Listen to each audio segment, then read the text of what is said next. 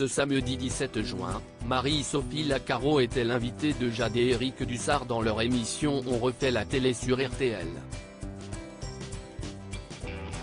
Une entrevue au cours de laquelle la journaliste est revenue sans langue de bois sur ce que sa grave infection à l'œil droit a changé au trésor de TF1.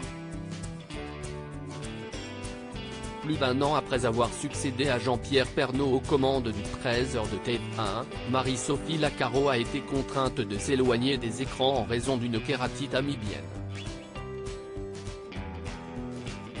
C'est une infection de la cornée par des amibes, des parasites présents dans l'eau du robinet.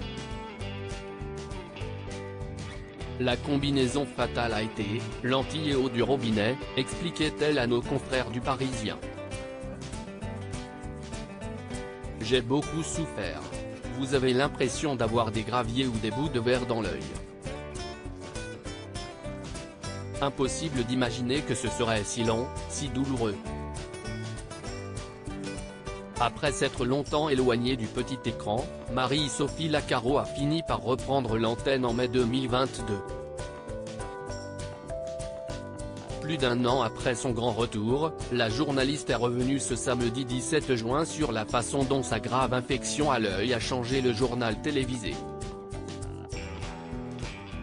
Marie-Sophie Lacaro, je ne supportais que 30% des lumières après avoir indiqué aux animateurs Éric Dussart et Jade qu'elle n'avait plus aucune douleur à l'œil droit. Marie-Sophie Lacaro est revenue sur sa crainte de ne plus pouvoir assurer le trésor de TF1.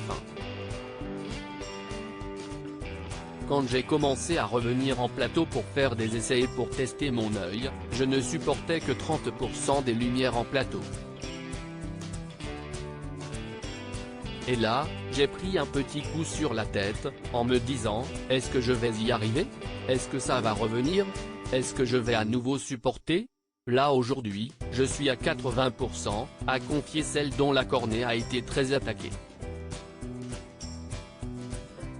La journaliste, qui ne porte ni lunettes ni lentilles au journal télévisé, a expliqué comment elle arrivait à lire son prompteur sur le plateau. J'ai deux axes de caméra, un axe dans lequel le prompteur est assez proche, et donc là, j'arrive à le lire. Mais quand il est trop loin sur mon axe de caméra, là, si est impossible, et je fais 100.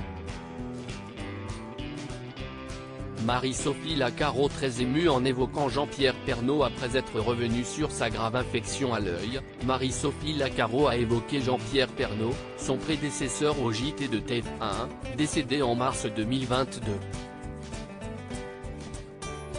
Après avoir entendu un extrait du jour où le regretté journaliste lui a laissé sa place en direct, la présentatrice du JT de 13h n'a pas caché son émotion. Je suis très ému.